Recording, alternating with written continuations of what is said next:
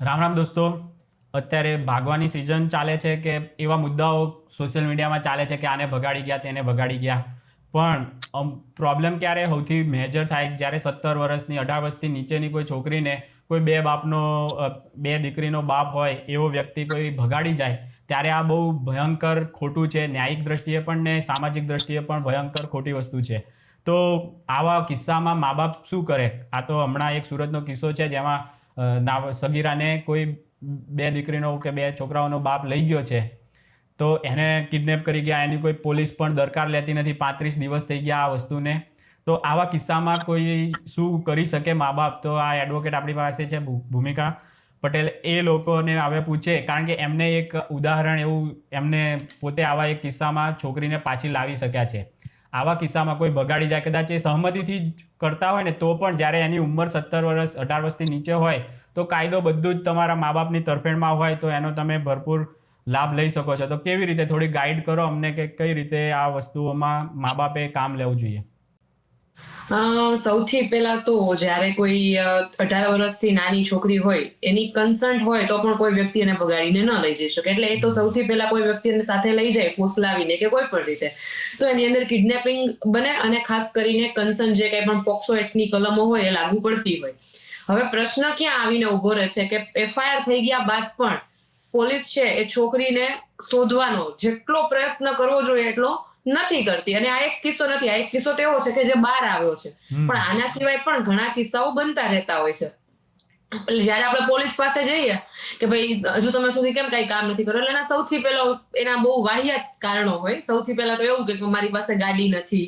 મેં આ વિડીયો જોયો છે, આ કિસ્સામાં પણ એવું કહેતા હતા કે અમારી પાસે જવાના સંસાધનો નથી. એમના છોકરીના કોઈ સગાવાલાએ એવું કીધું મીડિયામાં કે અમે જયારે પોલીસ પાસે ગયા તો અમને એવું કીધું કે અમારી પાસે ગાડી નથી, અમારે કેવી રીતે જવું, શું કરવું, એમ અમારી પાસે કોઈ સંસાધનો નથી. આપણે જોયું ધાર્મિક ભાઈનું મેં પાછું હમણાં સાંભળ્યું તો એ કહે છે કે અમે અમારી ગાડીમાં લઈ જઈએ, અને પણ પોલીસે શું કર્યું, એને નિવેદન લેવા માટે સામેથી ફોન કરીને કીધું કે તારી આવી કઈ ફરિયાદ આવી છે તો તું અહીંયા આવી જા. તો એ થોડો આવી જવાનો હતો, આવું કર્યું પોલીસે આમાં. હા, એટલે પોલીસને કામ કરવામાં એટલે ઘણી વાર આપણને એવું થાય કે પોલીસ છે ને રાજકીય ભલામણ છે ને સામેવાળાની, એટલે સામેવાળા ઉપર કઈ કામ નથી કરતા કે બીજા કોઈ પણ કારણોસર કામ નથી કરતા. પણ મોસ્ટ ઓફ કિસ્સામાં પોલીસને કામ કરવું જ નથી હોતું, કારણ કે જે પોક્સો એક જેવી જે ગંભીર ગુનો કહેવાય એની અંદર તમે 30 દિવસ 35 દિવસ સુધી ધ્યાન ન આપો ત્યાં સુધી તમે છોકરાને ન ગોતી શકો તો એ તો હદ કહેવાય. કારણ કે આપણને બધાને ખબર છે એ લોકોને જયારે હમણાં હાઈ પ્રોફાઇલ કેસ હશે તો ઉત્તરાખંડમાંથી આવી જશે, ઉત્તર પ્રદેશમાંથી આવી જશે, કેરળમાંથી જઈને લઈ આવશે. ત્યારે એ લોકો ફ્લાઇટમાં જશે, ટ્રેનમાં જશે, બધા સંસાધનો એમની પાસે આવી જશે. જે સરકાર છે એ પણ એમને જે કઈ ભથ્થા આપવાના હોય આપી દેશે. જ્યારે સામાન્ય કુટુંબની દીકરીની વાત આવે ત્યારે જ કોઈ એક્શન લેવામાં આવતા નથી. એટલે આમાં તો મા બાપે સીધું ને સર તો શું કરવું જોઈએ કે પહેલા સૌથી પહેલા તો છે ને સમય બહુ મહત્વનો હોય છે કે શરૂઆતના થોડાક દિવસ હોય ને એ જ ક્રુશિયલ હોય કે એની અંદર જ તમારે કાર્યવાહી કરવાની હોય. પોલીસમાં તમે 1 થી 2 દિવસની અંદર જો કઈ કાર્યવાહી ન થાય તો સીધી તમારે કોર્ટમાં અરજી કરી દેવી જોઈએ. તમે કોર્ટની પાસે સર્ચ વોરંટની અરજી કરી શકો કે ભાઈ આ વ્યક્તિ અમારી છોકરીને બગાડીને લઈ ગયો છે, અમે પોલીસને માહિતી આપી છે પરંતુ પોલીસ કાર્યવાહી નથી કરી રહી. અને સૌથી મહત્વની વાત આમાં કહી દઉં કે કદાચ પોલીસે FIR ન લીધી હોય ને તો પણ સર્ચ વોરંટની અરજી કોર્ટમાં થઈ શકે. તમે ત્યાં ડાયરેક્ટ સર્ચ વોરંટની અરજી આપીને કહી શકો કે ભાઈ અમે આવી રીતે પોલીસ પાસે ગયા હતા, FIR ન થતા. આમાં કોર્ટ પણ બહુ સ્પીડ રાખતી હોય છે. જયારે આવો કિસ્સો કોઈ પણ આવે ને ત્યારે કોર્ટ પણ એમાં ઉતાવળ રાખતી હોય છે ને, ફટાફટ ઓર્ડર કરતી હોય છે અને પોલીસ પાસે પણ શું એમણે એક્શન લીધા અંગેનો રિપોર્ટ તાત્કાલિક મંગાવતી હોય છે. એટલે પોલીસને છે ને કઈ હું માનું છું ત્યાં સુધી સામાજિક દબાણથી કે સામાજિક ઇન્ફ્લુઅન્સથી હવે કઈ ખાસ ફેર એટલો બધો પડતો નથી. પડે અમુક અંશે, પણ હવે એટલો બધો ફેર નથી પડતો, કારણ કે લોકો આવે એટલે કે એ લોકો તો આવ્યા કરે એવી એની જનરલ મેન્ટાલિટી થઈ ગઈ છે. એટલે વિરોધની સાથે સાથે તમારે એને કાયદાકીય ગ્રાઉન્ડ ઉપર પણ પછાડવા પડે ત્યારે એ આવીને તમને જે કોઈ પણ વસ્તુ છે એમાં રિઝલ્ટ મળી શકે. એટલે એક તો તમે સર્ચ વોરંટની અરજી કરી શકો ને, જો કેસ બહુ તમને એવું લાગતું હોય કે હવે બહુ વધારે પડતું એમાં ગંભીર બાબત છે અને નથી મળતો તો તમે હાઈકોર્ટની અંદર હેબિયસ કોર્પસની રીટ પણ દાખલ કરી શકો છો. એ સિવાય બીજો એક બેસ્ટ ઓપ્શન છે કે ચાઇલ્ડ વેલફેર કમિશન આવે, તમે એની અંદર પણ ફરિયાદ કરી શકો. ચાઇલ્ડ વેલફેર કમિશનના પણ પાવર્સ વાઇટ છે, એ 72 કલાકની અંદર પોલીસને કહી શકે કે અમને રિપોર્ટ આપો. એટલે ચાઇલ્ડ વેલફેર કમિશન આવી બધી બાબતો ઉપર જલ્દી એક્શન લેતું હોય છે, તો એ બધી જગ્યાએ કરવું જોઈએ. તમારી પાસે કોઈ આવો કિસ્સો આવ્યો કોઈ મા બાપનો, તમે એને કઈ આવો પાછી લઈ આવ્યા હોય એવું કઈ બન્યું? જી 2018 ની આસપાસની એક મેટર હતી. એ પછી બીજી ઘણી બધી મેટરો થઈ છે, પણ આ છે એક્ઝેક્ટલી સેમ ટુ સેમ આના જેવી હતી. એટલે હું એનું ઉદાહરણ આપું કે 2018 એક તાલુકા પાસેનું એક ગામ છે નાનું, એની અંદરની એક છોકરી હતી 16 વર્ષની, અને અમે લોકો ત્યાં એ સમયમાં પાટીદાર વિદ્યાર્થી રક્ષા સમિતિ કરીને ગ્રુપ ચલાવતા. એટલે આવી કોઈ પટેલોની કોઈ મેટર હોય તો અમને આવતી. એટલે છોકરી પણ પટેલ સમાજની જ હતી. અને અમને એના ભાઈનો મને ફોન આવ્યો કે ભાઈ ભગાડવા વાળો કયા સમાજનો હતો? ભગાડવા વાળા પણ પટેલ સમાજનો જ હતો છોકરો. અને એ છોકરો લગભગ દારૂ પીવાની, જુગાર, સટ્ટેબાજી કરવાની ટેવ વાળો, અને બહુ મોટી ઉંમરનો હતો. આઈ થિંક મને ખબર છે ત્યાં સુધી 37 વર્ષનો છોકરો હતો, છોકરી 16 વર્ષની હતી. એટલે ડબલ ઉંમરનો છોકરો હતો. એટલે મને ફોન આવ્યો એના ભાઈનો કે ભાઈ આવી રીતે થયું છે, તમે આવો. એટલે મેં કીધું FIR ને એવું થયું છે? તો કે હા, કે FIR થઈ અને મહિના જેવું થઈ ગયું છે, હજુ સુધી કોઈ એક્શન લેવાના નથી. એટલે સેમ ટુ સેમ આ જ કિસ્સો હતો. એટલે હું ત્યાં રૂબરૂ ગઈ, ત્યાં તો મારી પાસે એટલા સંસાધનો નહોતા અને મારે એટલા ઇન્કમના રિસોર્સિસ નહોતા. એટલે હું તો ST બસમાં બેસીને ગઈ પોલીસ સ્ટેશન. અને ત્યારે હજુ મારે ભણવાનું ચાલુ હતું. એટલે હું ત્યાં ગઈ તો પોલીસનો આખો બિહેવિયર એવું હતું કે બેન અમારી પાસે તો ગાડી નથી. મેં તમે નંબર ને ટ્રેકિંગ કર્યું કે નહીં? તે કઈ તમે ટ્રેકિંગમાં નાખ્યું છે, પણ કે એ નંબર એનો થોડો ચાલુ હોય. એટલે મેં તમે લાસ્ટ લોકેશન જોયું તો કે લાસ્ટ લોકેશને જઈને શું મતલબ છે કે અત્યારે ઈ લોકેશન ઉપર થોડો હશે. પછી મેં કીધું તો એને જવા આવવાનું તો કે અમારી પાસે કે ગાડી નથી, તમે કઈ ગાડીનું એરેન્જ કરાવી દો. એટલે ત્યારે અમે કીધું કે આમ ગાડી એરેન્જ કરી દઈએ. તો કે ગાડી તો એક પણ અમારે કે સ્ટાફ આખો લઈને જવો પડે, કે એક ગાડી એ નો થાય, એમ 2 ગાડી જોઈએ. આવા બધા ઘણા બધા બહાના કાઢ્યા. એટલે પછી ત્યારે મેં સ્પષ્ટ રીતે કહી દીધું તમારે કામ કરવું હોય તો મને સ્પષ્ટ કહી દો, ન કરવું હોય તો મને એ પ્રમાણે કહી દો. એટલે મને કે હા બેન જોશું આમ ને તેમને ગલા તલા કરીને જવાબ આપ્યા. એટલે પછી બીજા દિવસે હું એમના ભાઈને ને એમના ફાધરને બેયને લઈ અને ત્યાંના જે SP હતા એમને મળવા માટે ગઈ. મેં કીધું ભાઈ પોક્સોની મેટર છે અને આટલી બધી જો ડીલે કરે તો પછી આમાં અમે પોલીસ બેદરકારી, છોકરા સામે તો ફરિયાદ કરશું, પોલીસ સામે ફરિયાદ કરશું. તમે આવા ગંભીર ગુનામાં બેદરકારી દાખવો છો, અને ખાસ કરીને અમે હાઈકોર્ટમાં એમાં રીટ કરશું ને તો બહુ બધાને તકલીફ પડશે. એટલે તમે જોઈ લેજો. એટલે SP સાહેબ અમને કીધું કે હું ત્યાં કહી દઉં છું કે તમે એમને અમને ટાઈમ આપ્યો કે આ ટાઈમે તમે પાછા પોલીસ સ્ટેશને મળવા જાજો. એટલે એકાદ દિવસ પછી અમે પાછા પોલીસ સ્ટેશને મળવા ગયા. તો ત્યાં અમને પાછા સામાન લેવા માંડ્યા કે તમારે SP પાસે જવાની શું જરૂર હતું ને આમ શું હતું ને તેમ શું હતું ને મને ઘણું બધું કીધું. એટલે ત્યારે મારે એને સ્પષ્ટ અને કડક શબ્દોમાં કેવું પડ્યું કે ભાઈ તમારે જે કરવું હોય એ કરશો. કદાચ SP થ્રુ તમે આવું કહેતા હોય ને એનું તમે ન માનતા હોય તો અમારી પાસે એની આગળની ચેનલ છે, અમને ખબર છે અમારે ક્યાં જવું. એટલે તમારે લાવવું હોય તો લાવો, ન લઈ આવવું હોય કઈ નહીં, બાકી તમારા બધા ઉપર અમે ફરિયાદો કરશું એવું સ્પષ્ટ મને કહી દીધું. એટલે ત્યારે તો મને ના પાડી દીધી. મને કે બેન તમે જાવ અત્યારે, કે કાલ જે હશે ને અમારે કરવું હશે ને કરશું, લાવી હશે તો લાવશું, નહીં લાવી હોય નહીં લાવીએ. એટલે હું તો રિટર્ન આવતી રહી, પણ પાછળથી પછી એ પોલીસ વાળા એ છોકરાના ભાઈ અને એના ફાધરને લઈ અને રાતોરાત એ છોકરો પણ સુરત જ ભાગી ગયો હતો. છોકરી વિસાવદર સાઈડની હતી, છોકરો સુરત હતો. એટલે વિસાવદરથી રાતે સુરત જઈ અને છોકરીને બંનેને લઈ આવ્યા. અને જોવાની વાત એવી છે જે આગલા દિવસ સુધી એમ કહેતા હતા કે અમને એનું લોકેશન નથી ખબર, એ વ્યક્તિ એ જ પોલીસ પરફેક્ટ જગ્યાએથી જઈને એને ઉપાડી. એટલે પોલીસને કરવું હોય તો બધું કરી શકે, પણ એને કરવાની દાનત હોતી નથી. અને એમને પોતાની છોકરી હોય એની સાથે આવું થયું હોત તો શું થાત? એ તરત તો દોડવા માંડે, પણ આ કોઈ બીજાનું દર્દ સમજી જ નથી શકતા. અને આવી વસ્તુઓમાં તો ઢીલ ના મુકાય. કદાચ ચાલો દારૂના હપ્તા લો છો અને એવા બધામાં કોઈને કંઈ બહુ પડી નથી ને આપણે એવું માનીએ કે ચાલો તમને એક રસ્તો આપીએ, તમે ખાઓ જેટલા ખાવા હોય એટલા. પણ કમસે કમ આવા એક કોઈ વસ્તુ જ્યાં તમારે ફરજપૂર્વક નિષ્ઠાપૂર્વક કામ કરવું જોઈએ ત્યાં તો કરી આપો. તમે બીજી જગ્યાએ તમે હપ્તા ખાઓ જેટલા ખાવા હોય, પીવાવાળાને કોઈ વાંધો નથી ને તમારે અહીંયા આવવા દેવાનું ને એને હપ્તા લેવા જ છો. કેટલું લે છે, ખાય જ છે જેમાં એમનાથી ખવાતું હોય. પણ આવી વસ્તુઓમાં તો કમસે કમ કામ કરી લેવું જોઈએ, જેથી કરીને કોઈ મા બાપને એ પછી એ છોકરીનું શું થયું, એનું પાછી એ રહી 18 વર્ષની થઈ ગઈ પછી જતી રહી કે હું, એવું કઈ ખબર ના? એટલે એ થઈ અને કોર્ટમાં ટૂંકમાં ત્યાં પૂછે કોર્ટમાં કે ભાઈ તારે કોની સાથે 69 નિવેદન લેવડાવાય અને કોર્ટ પૂછે તારે કોની સાથે જવું છે. તો પેલા તો એ બી ઓલાની સાથે પ્રેમમાં એટલી પાગલ હતી કે એને એવું હતું કે મારે જવું છે. એટલે પછી ત્યારે અમે લોકો એને સમજાવ્યું કે ભાઈ તું, અમે એના મધર ફાધર ને કીધું કે પાછી રિટર્ન આવતી રહે તો એની સ્વતંત્રતા ઉપર એવી કોઈ તરાપ ન લાગે કે એને એવું લાગે કે હું અહીંયા આવીને ફસાઈ ગઈ એમ. તમે એને જે હતું એને કહો કે ભાઈ 18 વર્ષની થા પેલા, પછી તારું જે કઈ પણ નિર્ણય હશે અમને માન્ય રહેશે. તું એમ કહીશ મારા રાણી સાથે ભણવાની પણ તું જોતો ખરા 2 વર્ષ શું છે, એના મમ્મી પપ્પા એના બધા પ્રેમથી એને સમજાવી, એ સમજી ગઈ અને ત્યાં એના ઘરે રહી ગઈ. પછી મને ખ્યાલ છે ત્યાં સુધી એ છોકરા સાથે ફરીને ગઈ બી નથી, અને આઈ થિંક હવે તો કદાચ એના સગાઈ કે લગ્ન બી થઈ ગયા હશે. કોન્ટેક્ટમાં નથી એટલે મને ખ્યાલ નથી, પણ ટૂંકમાં એ છોકરામાંથી એ બહાર નીકળી ગઈ હતી એટલો મને ખાસ ખ્યાલ છે. હા, એટલે આવી ઉંમરમાં ખબર જ ના પડે, પછી જ્યારે સમજ આવવા માંડે ત્યારે પછી એને સાચું ખોટું ખબર પડે. એટલે આવા કિસ્સાઓમાં ઘણું બધું મા બાપે પછી તમે સમજાઈને લાવો, પછી મેઇન તો મા બાપ ઉપર જ છે કે એને એવી રીતનું ના લાગવું જોઈએ ફરીથી. એટલે આ કિસ્સામાં મા બાપનો વધારે વાંક નહીં કાઢું, કારણ કે એમાં પ્રશ્ન એવો થાય છે કે આપણી સમાજની રચના જ એવી હોય છે ને, એના મા બાપને બિચારાઓને નથી ખબર હોતી કે મારી દીકરી સાથે કઈ રીતે વર્તન કરવું, કોમ્યુનિકેશન કેમ કરવું એમ.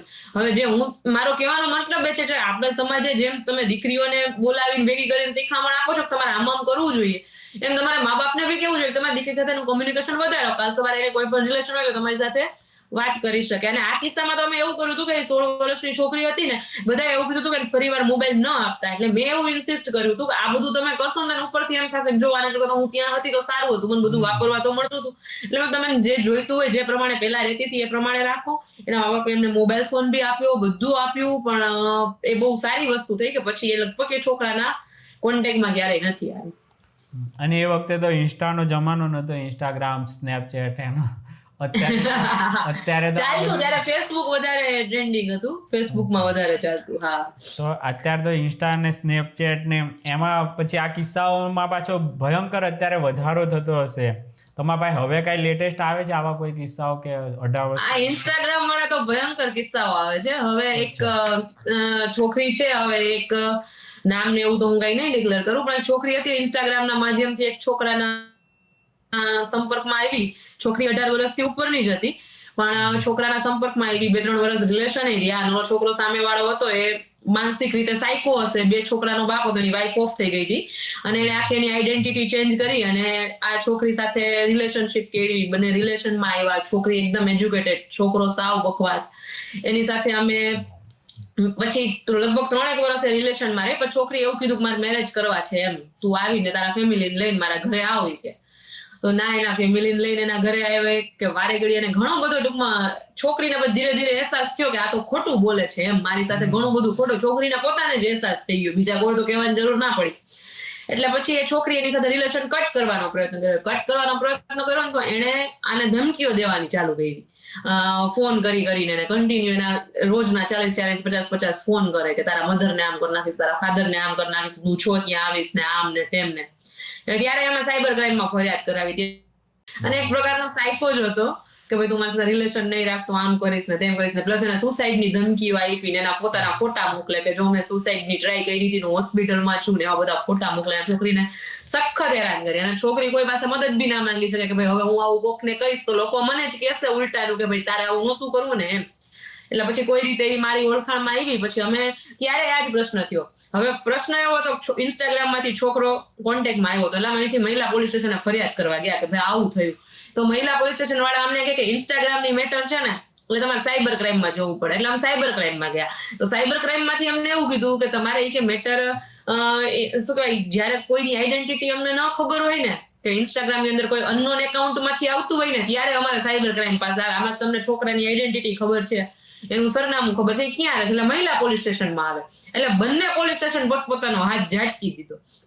અને વાત સાયબર ક્રાઇમ પોલીસ સ્ટેશન વાળાની સાચી હતી. જ્યારે આઈડેન્ટિટી ખબર નથી તમને કોઈ વ્યક્તિની, ત્યારે તમારે સાયબર ક્રાઇમમાં જવાનું. તમને ખબર જ છે કે આ વ્યક્તિએ મને ધમકી આપે છે, આ નંબરમાં મને ધમકી આપે છે, તો એ ત્યાં લોકલ પોલીસ સ્ટેશનની ઘટના બને અને છોકરી કરવા જઈએ તો મહિલા પોલીસ સ્ટેશનની ઘટના બને. આમ છતાંય મહિલા પોલીસ સ્ટેશને ફરિયાદ ન લીધી. છેલ્લા સાયબર ક્રાઇમ પોલીસ સ્ટેશન વાળા ત્યાં કોઈ હશે, એને એની અમે ટૂંકમાં વાત કરી ભાઈ આવી રીતે છે ને આટલો મોટો પ્રશ્ન છે, એટલે સાયબર ક્રાઇમ પોલીસ સ્ટેશનમાં અમે ફરિયાદ કરી. ફરિયાદ કર્યા પછી છોકરાએ ખબર નહીં કેવી રીતે છોકરાને એ ખબર પડી ગઈ કે આ ફરિયાદ કરાવવામાં હું સાથે છું છોકરીની, તો મને કોલ મેસેજ આવવાના ચાલુ થઈ ગયા એના, તો હું તને આમ કરીશ આમ કરીશ. એટલે એના વિરુદ્ધ મારે પાછી નવી ફરિયાદ દાખલ કરવી પડી કે આ મને આવી રીતે હેરાન કરે છે. એમાંય પોલીસની કોઈ એક્શન નહીં. એટલે બહુ અમે લગભગ 1.5-2 મહિના બધા એમાં માથાકૂટ કરી ને પછી એકવાર એ છોકરો પકડાયો અને સાયબર ક્રાઇમ પોલીસ સ્ટેશન વાળા જેને લઈને આવ્યા અને પછી એ છોકરાને બરાબર ટૂંકમાં એ લોકોની ભાષામાં સમજાવી દીધું હશે. એફઆઈઆર બી થઈ અને પછી એ છોકરાના ફોન ને બધું આવવાનું બંધ થયું.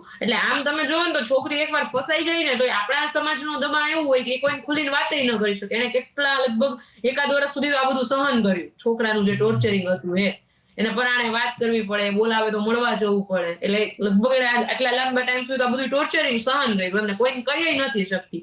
એને પોતાના અમુક ફ્રેન્ડ્સ ને વાત કરી કે ભાઈ મારી સાથે આવું થાય છે. એના ફ્રેન્ડ્સ ઓલા છોકરાને સમજાવવાનો પ્રયત્ન કરે તો ઓલા છોકરાની યાદ સ્ટ્રેટેજી જે સમજાવવાનો પ્રયત્ન કરે એને હેરાન કરવાનું ચાલુ કરી દે.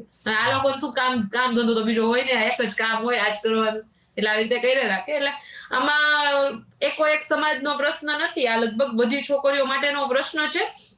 અને આમાં આપણે એમ વાત કરીએ કે ભાઈ લગ્નની ઉંમર 21 વર્ષ કરી દઈએ, 20 વર્ષ કરી દઈએ તો બધું સરખું થઈ જાય. પણ હું તો એક જ વસ્તુ સમજુ છું, છોકરીની અંદર તમારે સમજણ કેળવવી પડે. વિવેક આપવો પડે કે બધી વસ્તુ તમે જો બધા એજ ગ્રુપની છોકરીઓ આવી જાય, બધા એજ ગ્રુપની છોકરીઓ આવી જાય. પછી અમારા એક શિક્ષક હતા, એની સાથે બી એવું થયું કે એની સાથે તો છોકરાએ લગ્ન કરી લીધા. પછી એને વિદેશ લઈ ગયો. અમારા પ્રોફેસર હતા, એમને વિદેશ લઈ ગયા.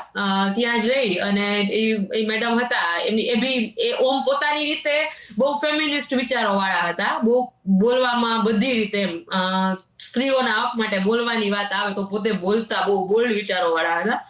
પણ એને પણ એના છોકરા એવું કર્યું કે ત્યાં વિદેશમાં ગયા, એની પાસેથી 40-50 લાખ રૂપિયા લીધા એના ફાધર પાસેથી, અને પછી ત્યાં એમને મૂકીને છોકરો એકલો પાછો આવતા. અને ત્યાં પરિસ્થિતિ એવી હતી કે એમની પાસે કોઈ પૈસા બી નહીં, કઈ નહીં, અને એક જેમ તેમ કરીને આજુબાજુ વાળાની મદદ લઈને ઇન્ડિયા પાછા આવે.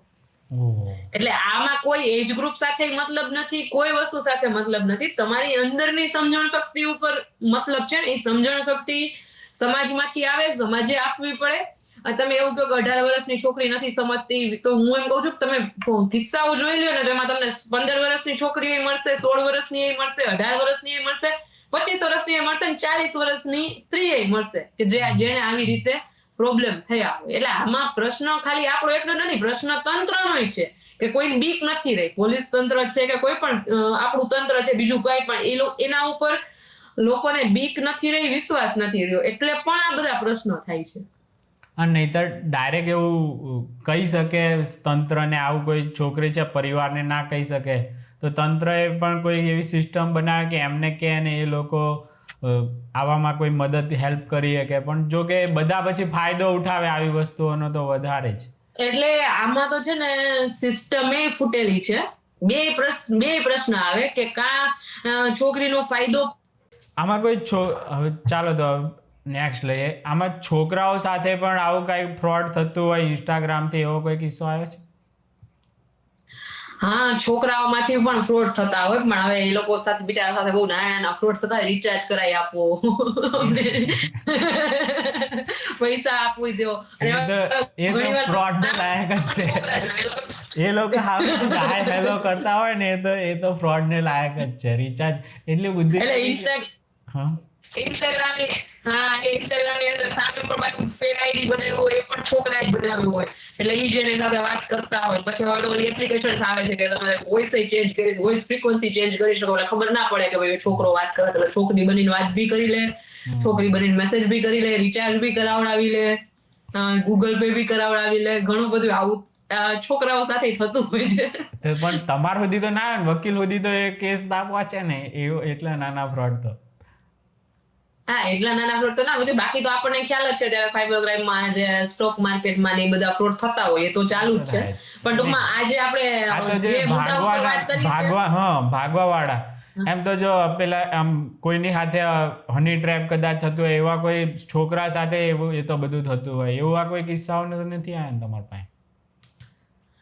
હની ટ્રેપ વાળું એક આપણે ઓલું જોયું સો ગોલ્ડ, અમિત ખૂટ વાળું કેસ હતો, એની ઉપર ડિબેટ કરી. એમાં તો એ સાઈડ છો, આરોપી તરફથી છું. પણ છોકરા સાથે કોઈ એવો કિસ્સો અત્યાર સુધી જોયો કે જેમાં છોકરો બહુ ફસાઈ ગયો હોય અને છોકરીએ કેવી રીતે ફસાઈ દીધો હોય? આ તો અનુભવ વાળી વાતો કરવી છે.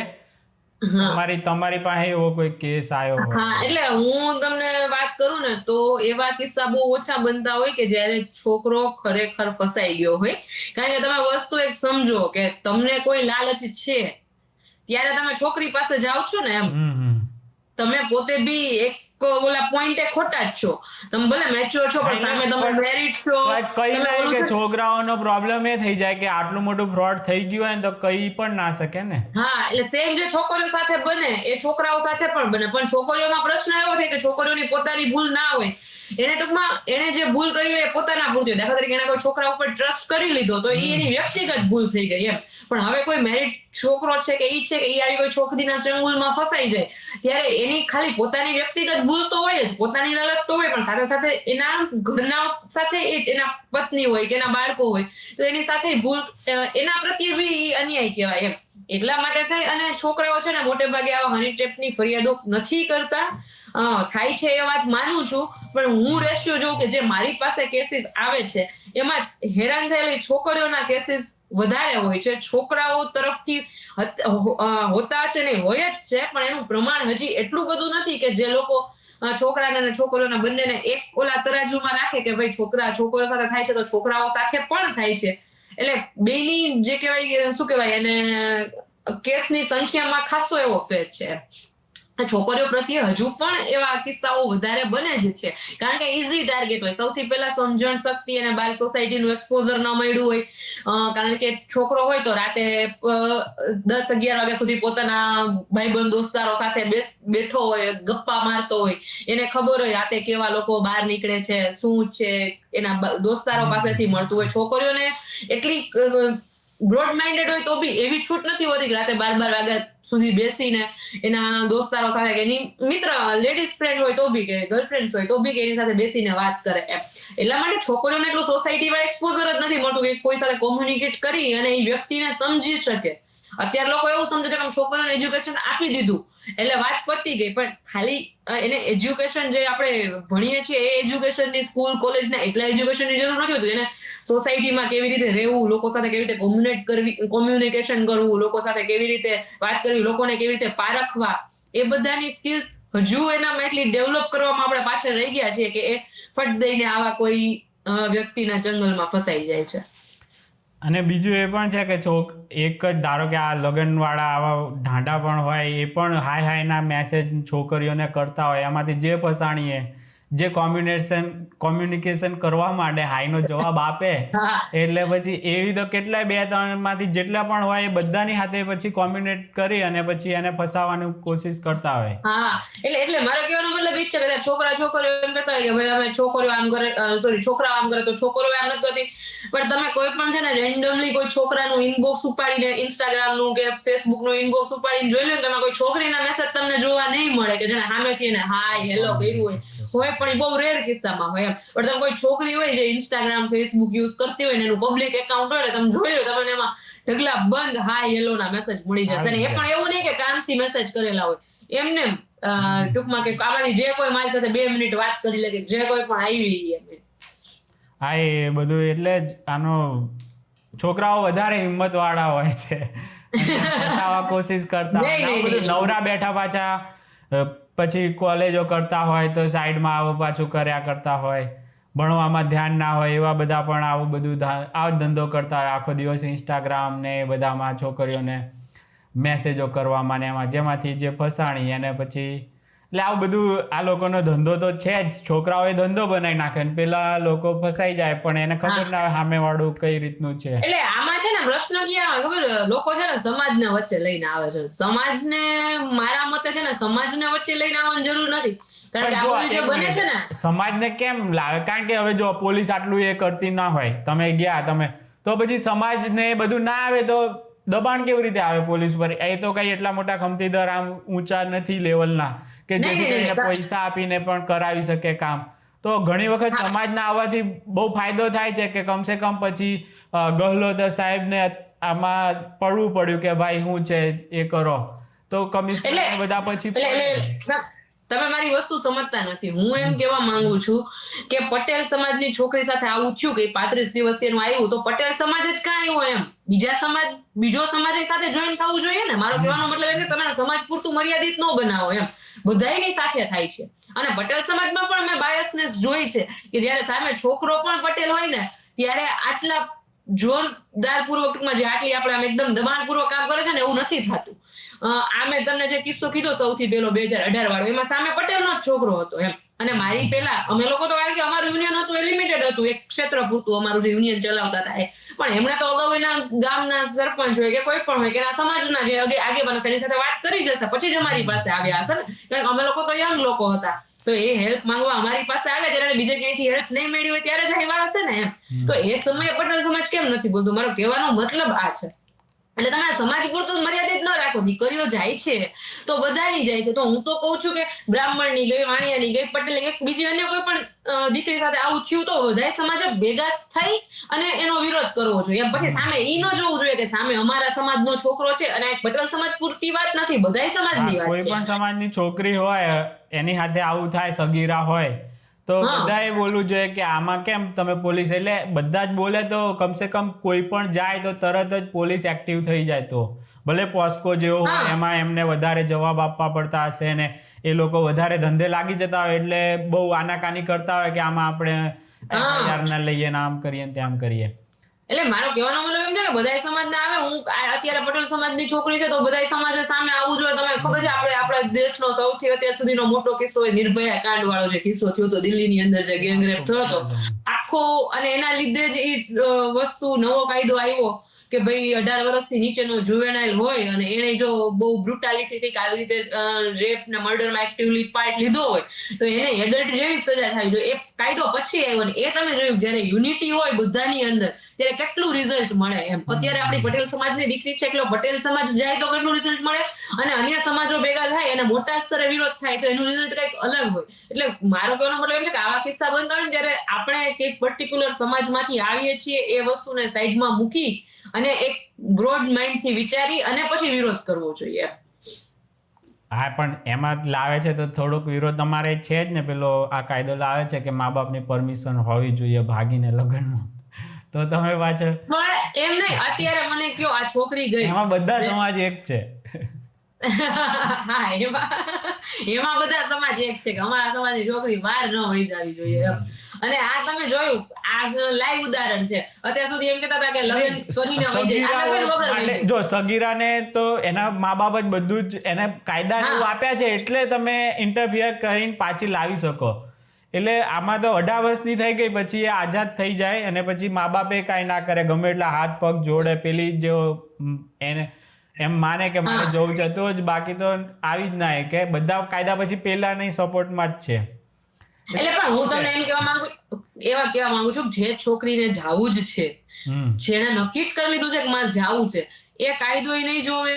એટલે તમે એમાં સહમતિની વાત કરી હશે તોય નહીં જોવે. અત્યારે તમે આ વસ્તુ જોઈ લ્યો, જે 16 વર્ષની છોકરી છે એને એક મા બાપની સહમતિ વગર ન જ જઈ શકે ને, વહી ગઈ ને, જતી રહી. કાયદો છે છતાંય જતી રહી ને. અને પોલીસ શું કરે છે એમાં? એટલે જ્યાં સુધી તમે કાયદાને વ્યવસ્થિત એક્ઝિક્યુટ ન કરી શકતા હોય ત્યાં સુધી ગમે એવો કાયદો હોય, ગમે એવો કાયદો બનાવી લ્યો, એ માત્ર ને માત્ર આપણા ચોપડાઓમાં જ રહી જશે. જમીન ઉપર ક્યારેય એનો અમલ થશે જ નહીં.